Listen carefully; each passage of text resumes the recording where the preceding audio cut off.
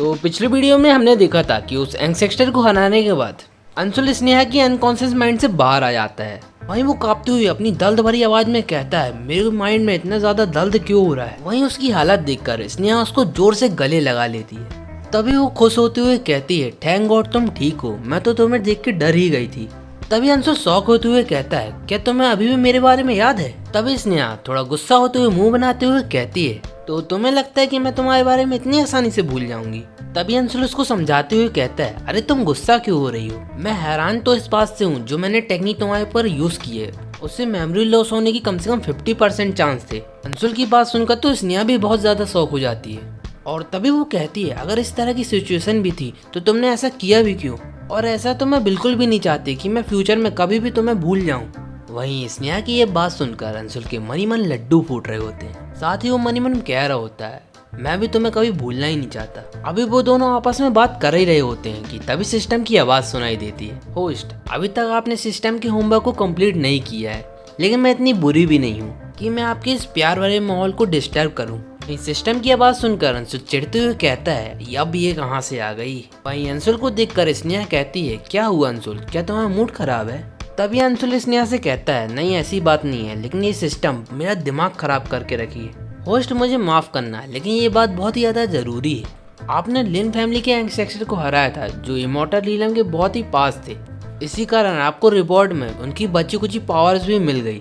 लेकिन अब दिक्कत की बात यह है, जो वो एनर्जी है वो बहुत ही ज्यादा है, और अगर आपने उस एनर्जी को किसी और पर ट्रांसफर नहीं किया तो आपकी मौत भी हो सकती है, या तो एनर्जी के ओवरलोड होने के कारण आपका शरीर डिस्ट्रॉय हो सकता है। वहीं सिस्टम की बात सुनकर अंशुल बहुत ही ज्यादा घबरा जाता है। तभी वो कहता है, तुम अब मैं क्या करूँ। तभी सिस्टम कहती है, होस्ट अभी आपके पास बस एक ही रास्ता है। यहाँ जो ज्यादातर लड़कियां हैं वो आपकी एनर्जी को बिल्कुल भी नहीं संभाल सकती, लेकिन आपके सामने जो मिस लिन है वो आपकी एनर्जी को अच्छी सी तरह स्टेबल कर सकती। वहीं सिस्टम की बात सुनकर अंशुल थोड़ा चिढ़ते हुए कहता है, अरे सीधा सीधा कहो ना कि मुझे उसके साथ सिस्टम करना पड़ेगा, लेकिन मुझे नहीं पता कि वो इस चीज के लिए एग्री भी होगी कि नहीं। वहीं दूसरी तरफ सिस्टम और अंशुल की सारी बात स्नेहा भी सुन पा रही थी। उनकी बातें सुनकर वो मन ही मन कह रही होती है, ये लोग क्या कहने की कोशिश कर रहे हैं। और उसको जब कुछ बातें समझ में आती हैं तब उसका चेहरा शर्म से लाल हो जाता है। तभी वो अंशुल का हाथ पकड़ लेती है और ब्लेसिंग करते हुए कहती है, मैं इस चीज के लिए बिल्कुल तैयार हूँ। वहीं स्नेहा की बात सुनकर अंशुल बहुत ही ज्यादा शौक हो जाता है। वो शौक होते हुए कहता है, क्या तुमने हमारी पूरी बात सुन ली, और क्या तुम सच में इस चीज के लिए तैयार हो। वहीं दूसरी तरफ स्नेहा कुछ भी नहीं कह रही होती, वो बहुत ही ज्यादा ब्लेसिंग कर रही होती है। तभी हमें नेक्स्ट डे का सीन दिखाया जाता है। तभी हमें बताया जाता है कि वो दोनों के बीच में सब कुछ हो चुका था। वो गाजर जैसे पिलो पर लिपट कर सो रही होती है। वो पिछली रात के प्यार भरे माहौल के सपने देख रही होती है। तभी वो नींद में बड़बड़ाते हुए कहती है, अंशुल।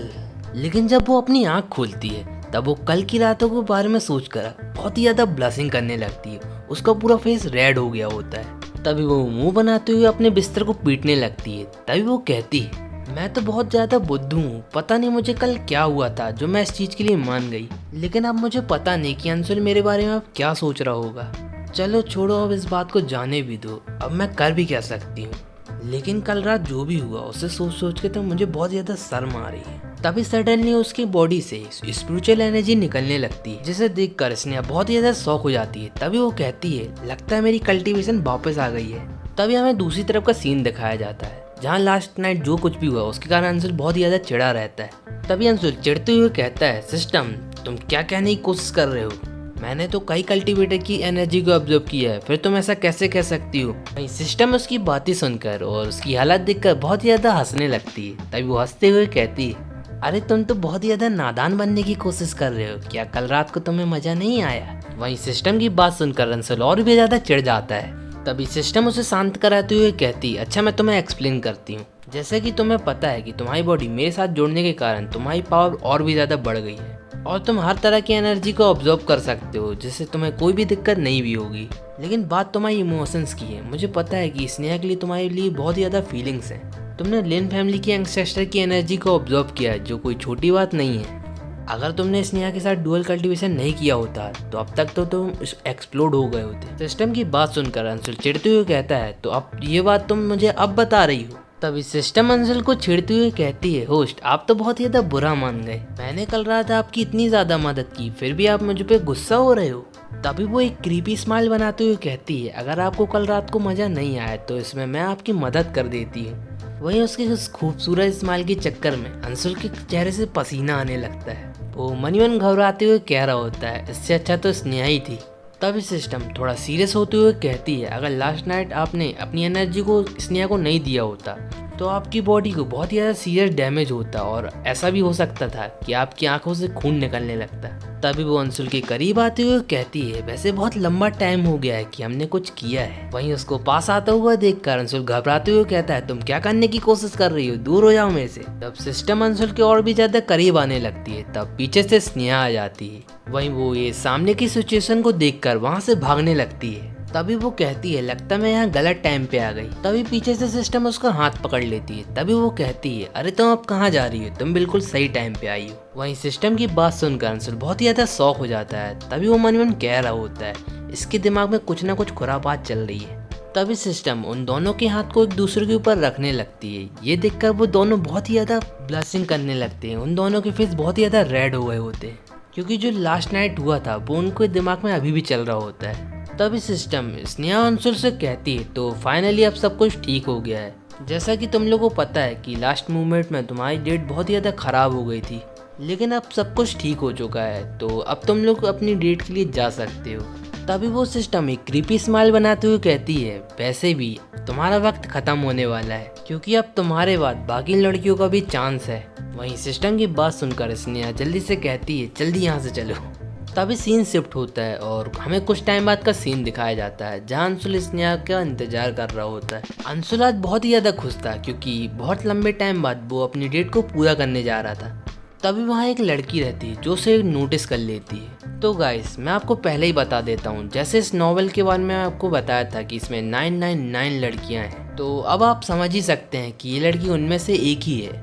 तभी वो लड़की अंशुल को देखकर बहुत ही ज़्यादा खुश हो जाती है। वो खुश होते हुए कहती है, अंशुल इतने लंबे टाइम बाद तुम्हें देखकर बहुत ही ज़्यादा अच्छा लगा। साथ ही वो मन ही मन कह रही होती है, मैं इसे बहुत ही लंबे टाइम से ढूंढ रही थी, इस बार मैं इसे जाने नहीं दूंगी।